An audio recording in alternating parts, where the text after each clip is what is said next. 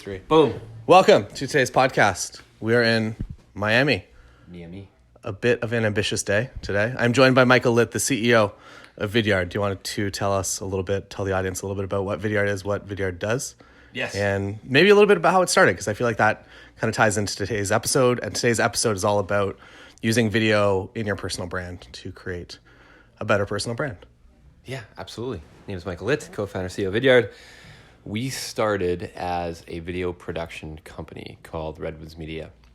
And my co-founder, Devin, who's also with us here in Miami this weekend, we decided that we learned that every company we worked for on internships was using video to help their customers use their products better, basically. And we were contracting companies to do that and had a little bit of video creation experience ourselves.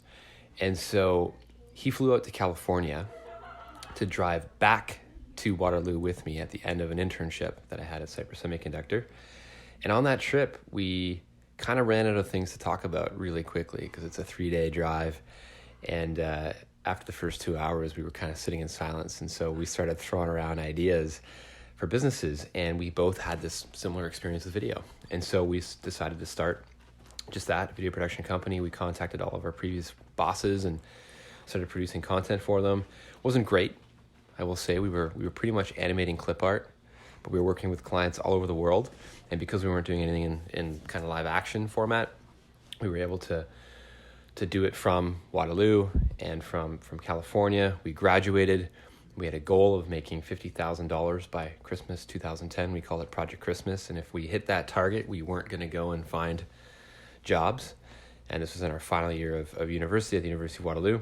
And Devin completed a sale to a Silicon Valley-based company literally on Christmas Eve 2010. That was enough for us to say, you know what, we're onto something here. And so we went full steam ahead. And then we started building all of our courses into our capstone project, which is basically an undergraduate thesis.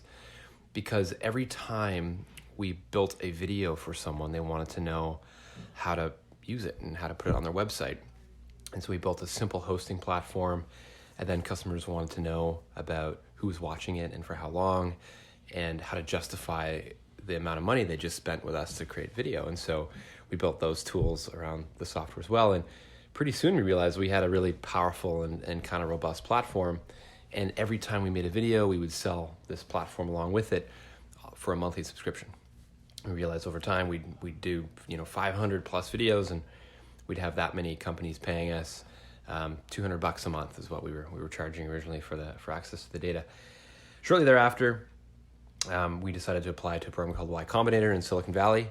We went back to Silicon Valley again this time, but with the business that we had ideated on the drive from San Francisco to Waterloo. This time we were driving back from Waterloo to San Francisco to actually explore kind of this vision and build the software. Shortly thereafter, we stopped producing video and kept building the software. And what we have created today, almost 7 years on from that moment, is a solution or set of solutions for businesses to manage their video assets and to use video to better communicate with their customers, whether they're supporting them or selling them.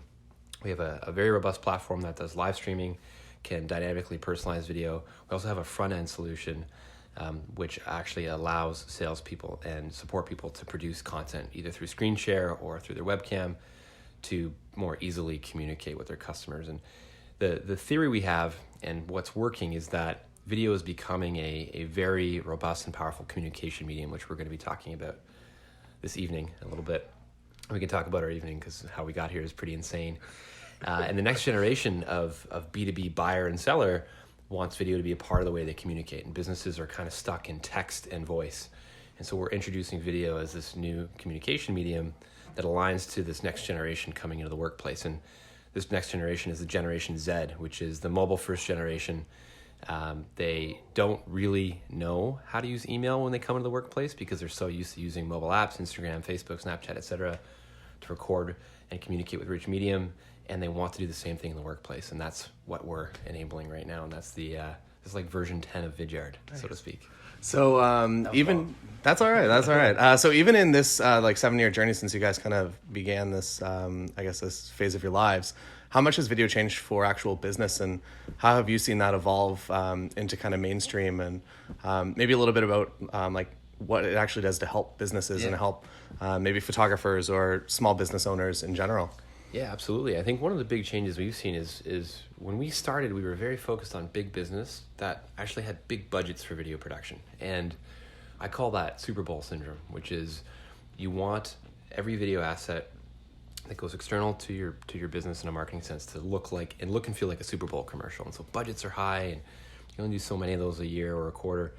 What we've seen is this transition into more genuine and more real content, and video being used as a medium in regular B2B communications. And as business has gotten more informal and people aren't wearing suits as much anymore, even in areas like financial services, genuine communication is more of an expected format.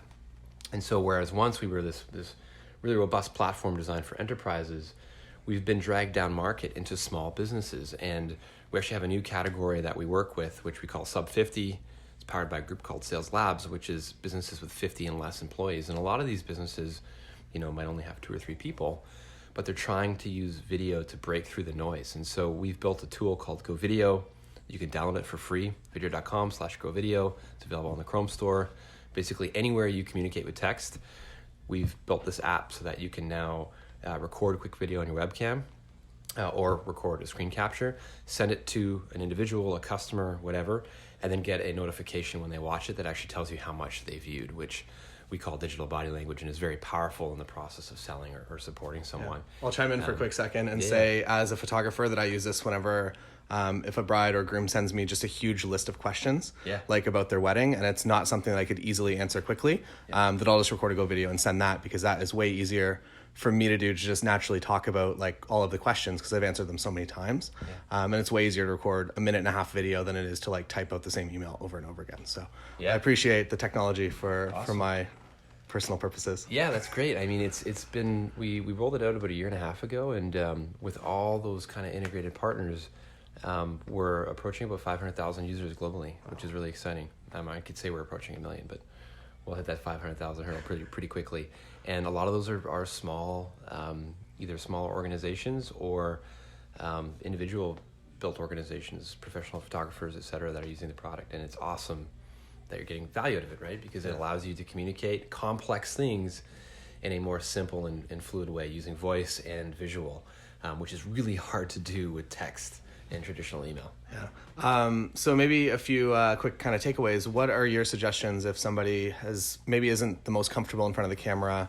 Maybe they're recording their first few videos and they're just kind of getting into the swing of it. What recommendations do you have as far as like getting comfortable or technology or anything really? It's funny. It's kind of like the same recommendations when you first started using SMS or texting, or when you first started using email, or you first started blogging, right? Video is just another content medium, and you have to get comfortable putting yourself out there. And so, like anything that came before, it's all about building that muscle and developing that experience. And so, the way we often help companies and individuals get started with the product is we say, look, you don't actually have to sit down and record yourself in front of your webcam. You might not be 100% comfortable with that, but let's create a PowerPoint presentation or a Google slide deck or an invoice or something, and just walk someone through that using the screen capture tool. And we allow the option of putting your face in the bottom corner. You can turn that off as well. And so it's just your voice. It's just like you're communicating something to someone over the phone, right? So the barrier to entry on that is really, really, really low. And then when you see the response and you get to see how much of that video the client or whoever you're sending it to is watching, you get a perspective of the power of this tool and the utility of it and the simplicity of communicating complex, preordained things in a simple way. And then you can start to step into, all right, I'm going to expose my face. Because the beautiful thing about in a sales process or support process or whatever of exposing your face to the recipient is that now they build human empathy and rapport with you. Whereas if you're just an email, if you're just a wall of text, it's very easy to ignore you. It's very easy to be rude to you. It's very easy to bail on pre-scheduled calls, which is very common in sales. But what our team does and what I do, and I can talk about how this product was built because it's kind of got an interesting backstory, is we'll send a video with our face before the call. And so someone now connects you to the brand, and there's a person that if you bail on that conversation, you're letting them down, and that's such a powerful thing. And so it's really about just dipping your foot in the kind of the lowest hanging fruit way, lowest common denominator, and then building that experience, building that muscle, and then stepping up into kind of more complex types of content as you go. Yeah, so essentially building that muscle is what I've been doing over the past bunch of years, and what I'm now doing with this podcast as well, that I'm going daily because I want to create content every single day and like continue to refine. So there's a lot of power in that. And the first few videos that I created were absolute crap. I found that I was much better that if I just went out and I just recorded a bunch of B-roll of me working, that I could write a voiceover, that I was comfortable enough saying that behind a microphone, having final edit. But I was very nervous if somebody else was holding the camera and they were judging me. Yeah. So it was a big thing to get over, and that's why I primarily do like solo vlogs. That whenever I'm filming myself, I'm okay to do that. Yeah. Whenever I have somebody else, it's like a new level of kind of like unknown terror. Yeah. So that's kind of one of the things that's helped me. Yeah, it makes a ton of sense. I think you're not alone in that, and I mean, hearing you say that is compelling, right? Because you are a content producer. You've made probably thousands of videos. Yeah, now, right? And it took me like 15 years, but yeah. But you're probably you have it down pat, right? And as you get into more complex things and starting using editing tools, etc., you can really get exploratory, and you can really express yourself creatively with video in a way that you just can't do with other content mediums on the web. Cool. So any advice for people where to go to maybe start this process, like a Go Video or something? Yeah. Like I think Go Video is great because it allows you to turn some pre-existing things you might be doing. So let's say it's a PowerPoint presentation or a Google Slides deck into a video, right? And you can present that content as if you were doing it in a room, and create that video and send it to someone and have them view it and get the experience of having access to that data, and get that experience of them being, really surprised and excited about this like new format of communication that you're sharing with them. And again, that's just vidyard.com/govideo.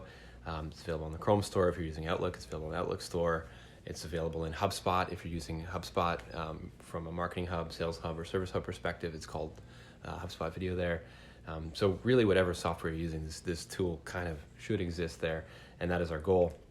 And again, it's all about just putting your foot in and building something easy out of pre-existing content. Yeah. And I have, I guess, one thing to add. So as a photographer, I believe it's like Ramit say he's like the briefcase method, where you just like super over prepare for a meeting. You sit down with a couple, and in the case of like weddings, you roll out like a full document of like, hey, here are all like the possible rain locations. Here is like where we can go to do photos. Here is like kind of my walkthrough, my suggestions for the venue. You could easily do that in a slide deck and send that to the couple. Yeah. And at that point, like you now have something recorded, so you can share that over and over again if need be, or at least you have the roadmap built out. Well, this is a crazy idea, right? If you build out that structure and record it once and like do your best recording of it, now you have that asset forever. And what you can do with Go Video is create a playlist. So that's the second video in the playlist. The first video is you sitting in front of your webcam saying, hey, couple XYZ, I'm really excited about the opportunity to work with you. I produced this video which explains my process and where we're going to go if it rains and blah, blah, blah, blah, blah. So just stay tuned, watch this content, and then let's book a call. And then the video goes in the playlist of that pre-recorded asset. And at the end of that, you can actually have a call to action that you can use something called Calendly, which is a really cool tool which exposes your calendar to a couple so they can pick a time to talk with you. And so now you just took like 15 steps out of the process, right? You've greeted them, they've seen you, they're obviously comfortable with you because you're on camera, they're seeing your process, and now they've booked that meeting with you. And so in terms of booking and optimizing your day, I think that's a really cool streamlined process. That's not just about video, right? It's about using other technologies to make it very easy to complete this kind of complicated task, right? And people don't get married every day, and so I think streamlining that is really cool. Yeah, that's an awesome takeaway. So I think that about wraps it up. We're on our way to a special dinner. We are going to a drag show in Miami, which is crazy because we woke up this morning in Naples, and then we went scuba diving in Key West, and we just landed in Miami, and we're getting ready to go out and have a party. What a day. I mean, we flew from the Waterloo most ambitious day I've been a part of in a while. An ambitious day. I think adrenaline is keeping me going at this point. And we're recording a podcast. Yeah. I mean, how cool is that? We live in the future, man. Yeah. All right. That was a bad high five. That was a bad high. It was a left-handed high five. I didn't look at the elbow. That's the trick. It's all good. You can do that again afterwards. All right. So that's all for today. Book More Weddings is still available 2019 until Tuesday. So pick that up if you want that. There's a huge discount on it. It comes with like $1,000 of bonus content. So if you're into learning about booking weddings, maybe check it out before Tuesday. After Tuesday, it is gone until January 1st. Oh no. That would suck. See you tomorrow. Cheers.